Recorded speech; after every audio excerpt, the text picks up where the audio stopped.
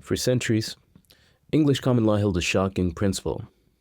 A husband could not be guilty of raping his wife. The assumption was that marriage meant permanent, ongoing consent. So when a man known only as R was charged with raping his wife back in 1991, his defense wasn't, "I didn't do it." It was something like, "What I did cannot, by law, be called rape." The act itself was not in dispute. Only the legal classification of the act was. The House of Lords disagreed. They abolished the centuries-old marital exemption, ruling that a rapist is a rapist, regardless of marriage. The court here had to go back to first principles. What are the necessary and sufficient conditions of rape? Well, rape is forced sexual intercourse without consent. Did the marital relationship extinguish and presume the consent condition permanently? The court found and determined that it did not. Consent is not a status conferred by marriage alone. It is a condition that must be present at each instance.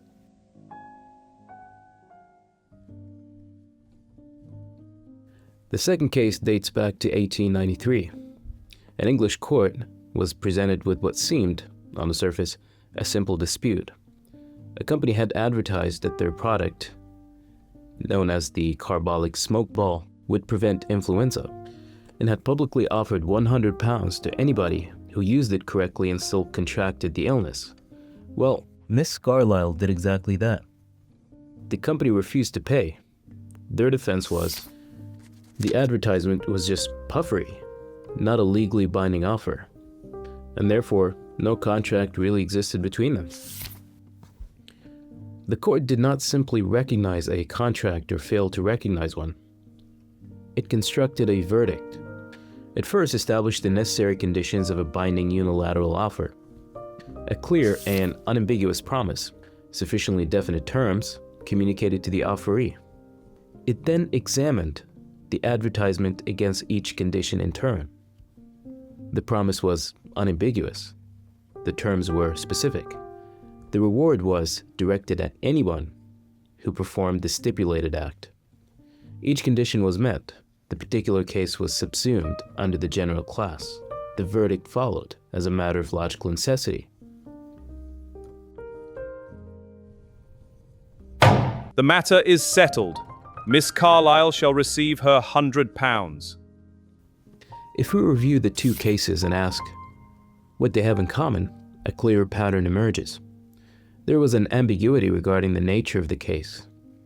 This ambiguity was owing to a combination of complexity and the presence of lacuna, a gap in the laws where existing classifications failed to cover a situation adequately, an inability of the legal system to perform an adequate generalization of the laws, and by contrast inadequate specifications of the laws to any given complex case.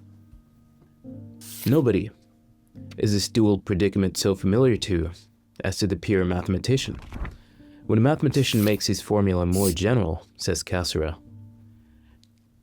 this means not only that he is to retain all the more special cases, but also be able to deduce them from the universal formula, citing mathematician Lambert's criticism of the logic of the Wolffian school. It was the exclusive merit of mathematical general concepts, he elaborates, not to cancel the determinations of the special cases, but in all strictness fully to retain them.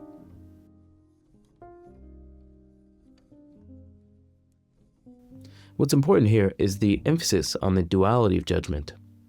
It's true that we're as familiar with the method of induction as we are of deduction, but not with how the univocal, immediate, and seemingly final act of judgment is the coinciding of these two. It may be put this way: every problem of generalization is a problem of specification. Judgment is every bit an act of subsumption as it is of abstraction. It is to say that we only judge when we have made a sufficient classification of the case at hand. The key nuance here is the simultaneity of the two. This is a specially technical procedure. We often look for that one condition, the removal of which causes the entire series to collapse. For example, Think of the classical legal difficult case in terms of the following analogy. All birds have wings, but are all winged creatures birds? This is an inquiry whose purpose may not be clear at first, but it's saying that what defines a bird isn't particularly its wings, simultaneously showing that winged creature is a more general zoological classification that cannot be confined to birds, however much our habits of thought may convince us to the contrary. Alternatively, think about it this way. We're aiming for a final, unequivocal verdict in regards to birds by questioning that traditional supposition that in our habits of thinking tends to slip in unquestioned, causing error that would mislead even a sharp biologist at the cutting edge of his game. It's always some kind of penultimate supposition, precisely what Plato calls doxa, or opinion, or even more precisely, an assertoric proposition in Aristotle's logic. I say more precisely because Aristotle's reasoning correctly identifies the validity of an idea as distinct from its necessity. Πεσα πρότασης έστεινη του υπάρχειν ή του εξ ανάγκης υπάρχειν ή του ενδέχεστε υπάρχειν. Every premise is either of what belongs or of what belongs of necessity or of what can belong.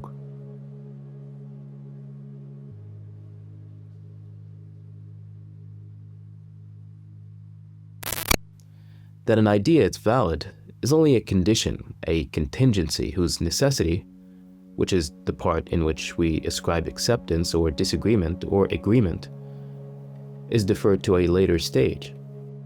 Ουκ άρα διότι ορώμενον γέεστιν δια τούτο οράτε, αλλά το εναντίον διότι οράτε δια τούτο ορώμενον.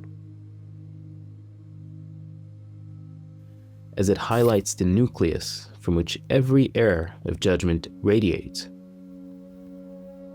which you may say is the tendency to mistake a condition for a conclusion, or to conclude at a condition. This partly proves the notion that judgment is a product of classification. Κατηγορήν.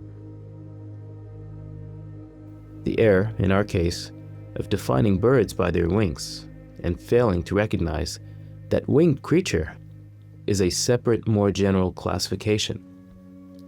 By defining birds by their wings, we are in reality accruing no more than that function for which wings is universally known, falling short of the modification of the function which renders the flight of birds different from the flight of non-birds, like insects. The result is that we cannot account for every case that may arise in the realm of ornithology, which is the science of birds. The solution, in this case, is to look for that one condition, the removal of which destroys the object. Chiefly, in this case, we cannot settle at one condition. We need something like a formula, something that works like a solution which one can readily apply to any case, however general and however specific. This is what the judges automatically did when they sought to identify the necessary and sufficient conditions of rape, or in the second legal scenario, the necessary conditions of a binding unilateral offer. Die Bedingungen der Möglichkeit der Erfahrung überhaupt sind zugleich Bedingungen der Möglichkeit der Gegenstände der Erfahrung.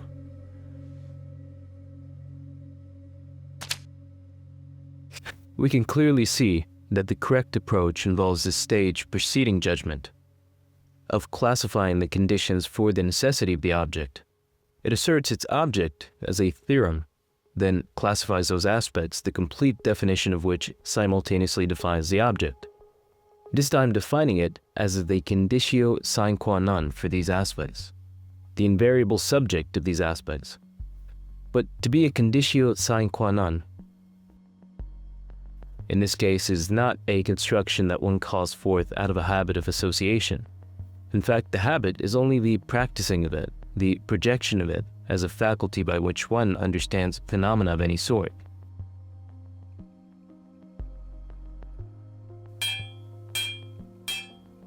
The kernel of this method is knowing, for example, that what defines metal is elastic deformation. Here, it's not only the case that copper, gold, iron and zinc share this property to varying degrees, but that we can find the import of elastic deformability in non-metallic objects also. More than mere analogy, we can ask whether object X, say blood, harnesses the properties of metal since it clearly has a threshold, an elasticity by which it absorbs and resists pathological perturbations up to a limit, and a mechanism, homeostasis, that allows it to snap back to an equilibrium. We can also ask whether from those metallic conditions, which the blood clearly meets, of strength, resistance, and ductility, we couldn't derive other metallic properties, perhaps entire profiles that correspond with different metals like iron, gold, copper, and the blood's very immunological framework, but not as specks or particles or molecules, but as modes of operation or behaviors of the blood. I.e., that the blood is here behaviorally metallic in a specific context for a specific purpose. If we can see things in that light, then we would have solved that problem of judgment that we find exposed in the legal system. In this case, we would derive a portfolio of different immunological mechanisms that would correspond point for point with the properties of actual metals, or even metals themselves. For example, we may call blood gold by considering its viscoelastic properties as equivalent to the high ductility of gold. Here, metal is a single all-encompassing substance. It becomes gold when more emphasis is placed on ductility, when the ductility dial, as it were, is turned slightly higher than other properties. Those other properties are then mechanically adjusted in order to make this possible. For example, high ductility is accompanied by a decrease in strain.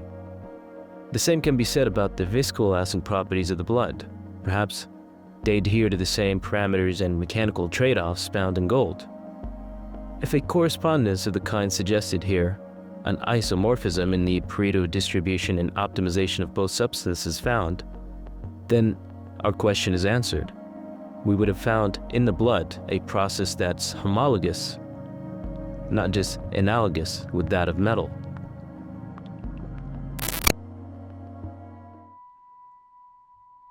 Good job making the distinction between analogy and homology.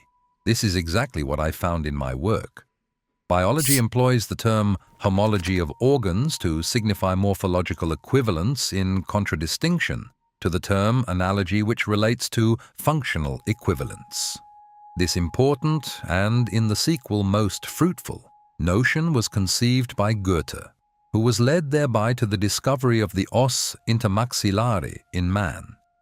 It is known that for every part of the bone structure of the human head, an exactly corresponding part is found in all vertebrated animals right down to the fish, and that the pectoral fins of fish and the feet, wings and hands of terrestrial vertebrates are homologous organs, even though they have lost every trace of similarity. The lungs of terrestrial and the swim bladders of aquatic animals are homologous, while lungs and gills, on the other hand, are analogous.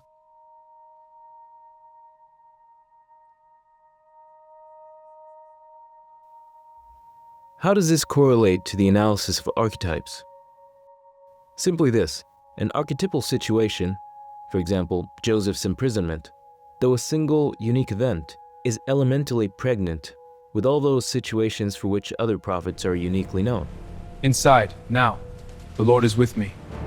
The Quran wants us to think relativistically, to capture that instance of Joseph's imprisonment as only one single shade of a color wheel that's equivalent to every other situation in the Quran that involves the prophet's desertion of his people, for example, a desertion of a corrupt system, an institution, injustice, atrocity, etc. My Lord, I would rather be in jail than do what they invite me to. And if you do not turn their cunning away from me, I might yield to them and fall into ignorance.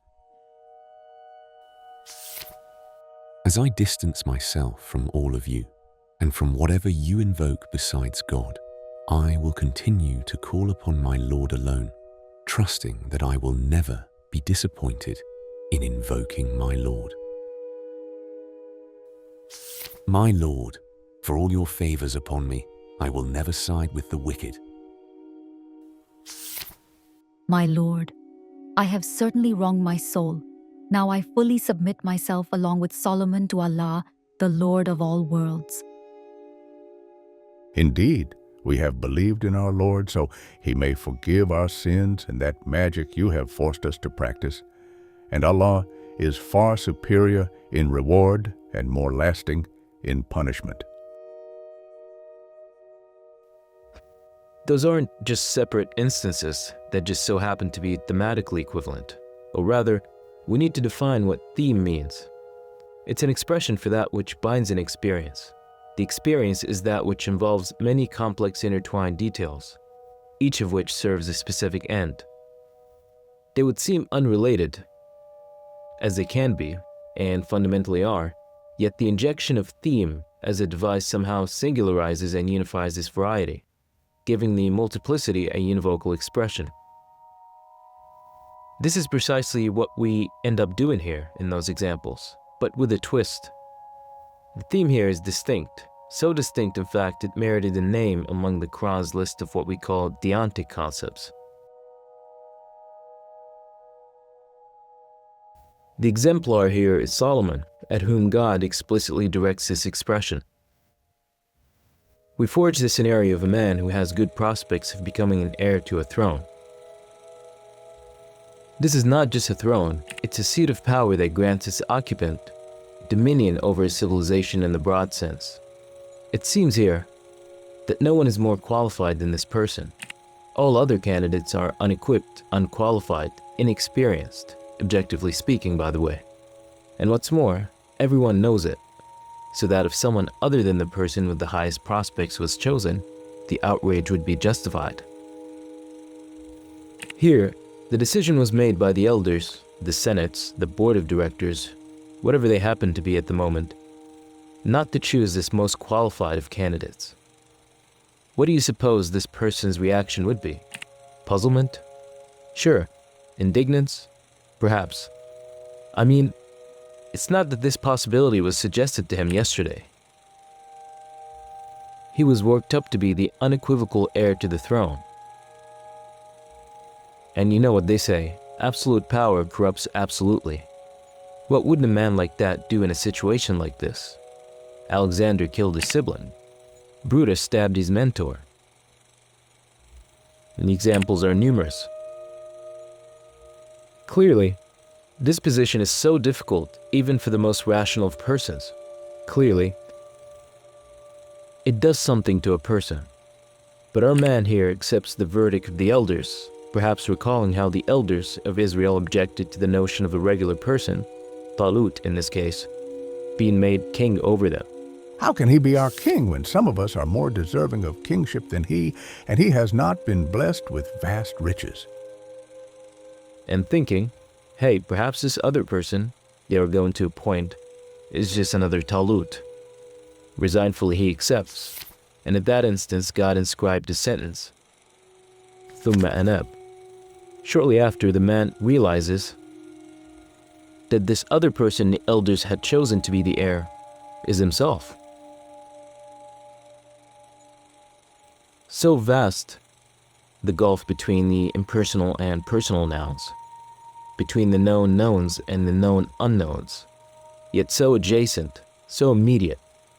And so God gives the resignful man a dominion the likes of which no man is ever to obtain, simply because no man was ever supposed to. Solomon here demonstrates this aptitude in its abject sense, and so makes infinitely more comprehensible those other examples that we shall explore.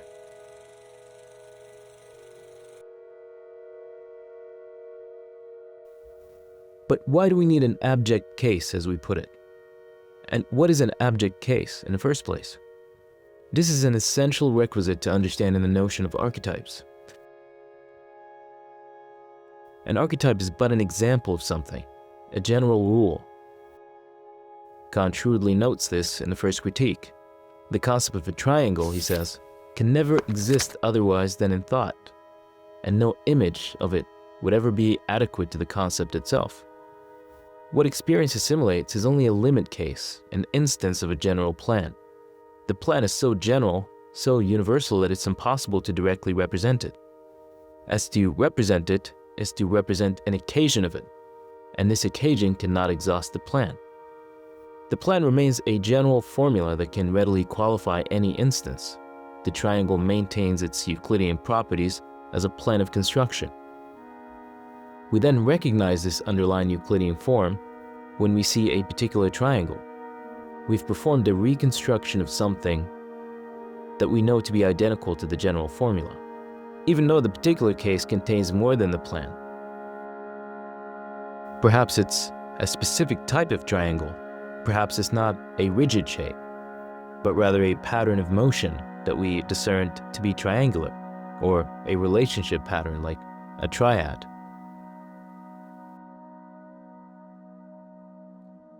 And I stepped out of it and I knew I am. I am what I am. This is how an archetype works. Like the triangle, it's too general, but precisely because it's general that it can be used as a formula. A plan of construction whose purpose is to thematize a situation. And once thematized, we can predict the situation and understand its function a priori.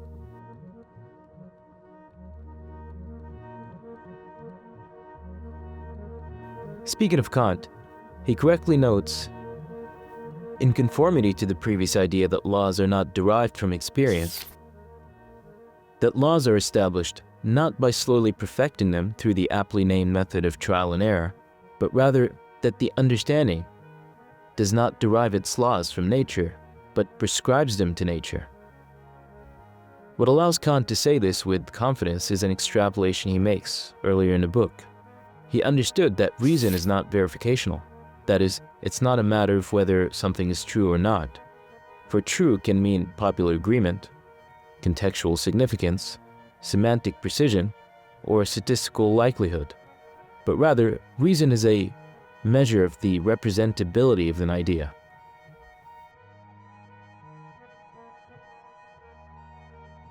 It's that bootstrap thing, the expedient part that we deliver to the murky grounds of popular discussion to be torn asunder by opinions.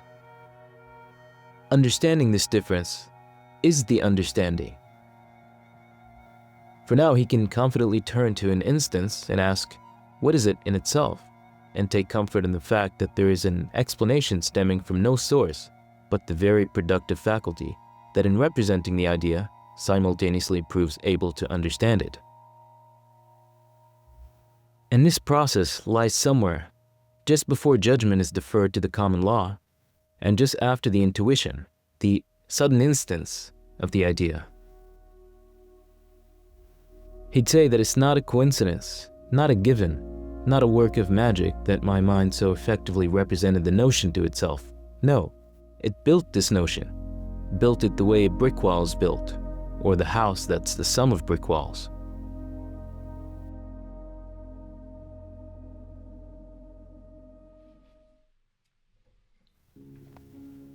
To extend the scheme from this point to laws that govern the essentially reasonable as in based on the character of human judgment in general, is straightforward. To extend this to what we call archetypes is just as straightforward. The criteria here is slightly modified. We ask, there is a case, a generally perfect example of which can be given, that can be cited to make sense of or encapsulate some given situation.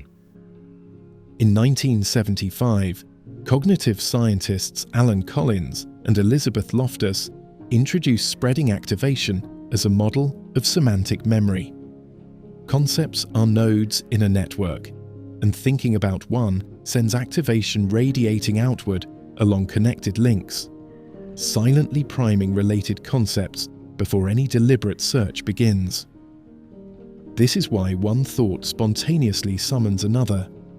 The network's structure preselects what becomes available. In 1932, British psychologist Frederick Bartlett published Remembering, arguing that memory is not passive storage, but active reconstruction. Using his War of the Ghosts experiment, in which participants repeatedly recalled a folk tale, he showed that people distorted the story to fit existing knowledge structures, which he called schemas. What we retrieve is never a record, but a version rebuilt through the lens of what we already know.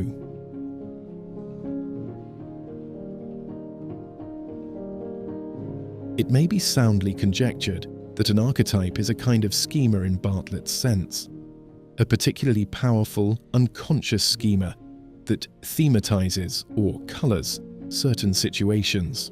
There's always something Odyssean about a modern heroic novel, theogonic about our philosophical conceptions of the universe and the origin of life, and Ovidian about our musings over physical being, the body and senses, those parts of our sensibility which the mere instrument cannot reach. Think Da Vinci's Vitruvian Man and Ovid's Metamorphoses. One begs a connection. Archetypes seem to serve an instructive and didactic function, the same material out of which the fabric of dreams are spun. The perfect example is not random. It's perfect because it contains all the right ingredients. In machine learning, for example, the cosine similarity function works this way. By finding the exact angle ratio between two vectors, our minds naturally perform this same function when trying to analyze a case, so that the idea that just came up is actually the product of this complex machinery. Now, the comfort that we take in the veracity or accuracy of some pure idea can be extended to the mechanism by which said pure idea is generated. That is, our minds are really performing something akin to the cosine similarity when triangulating or locating ideas. Think about it this way. You recalled this instance when talking about something seemingly unrelated, because this recollected instance is an abject case, a radical case, an instance with the greatest import. This is what Solomon's example shows. It shows precisely that case where resignation, the sort of resignation that's woven into the basic tenets of Islam, a web, is most aptly demonstrated. Ni'ma al-abdu innahu awwab. What an excellent servant he was. Indeed, he constantly turned to Allah. What I mean is, you can ask, in response to witnessing a situation where someone demonstrates this peaceful acceptance of an exigency, who demonstrates or has demonstrated this in the best way possible? This would be equivalent to asking who demonstrated this ability in the most difficult situation that can be imagined. You're here thinking about someone, a specific someone. You're also thinking about a situation, a specific type of situation. Objectively, the most imposing, most demanding and difficult for any human. This is the eureka moment that the Quran cares about, that inciting dispenses with the infinity of cases from history of a similar type. This is, properly speaking, the archetype. The perfect example, the perfect way to represent something, the perfect expression would be this. We tested Solomon, placing a body on his throne. Then, acceptingly, he turned to his Lord. God cites this in the Quran. The same way you do when, in thinking about something, the right word comes up. And when trying to convey an idea and cite it, you feel that you have given the idea justice by felicitously summing that word. You want to warn, inspire, clarify, influence. You call forth a situation from your own life, a story you read, or that you were told. You reach for that because that's the most appropriate piece you can think of to express the idea you have. You are aware of how difficult it sometimes is. You know that you have the right words, the right way to put it, but you experience a lag, a difficulty to call it forth, a writer's block as they call it. Because the effort you exert in calling forth the right word or the perfect example is no different than a mathematician's who's solving a difficult equation, or an engineer assembling components for a highly specialized case.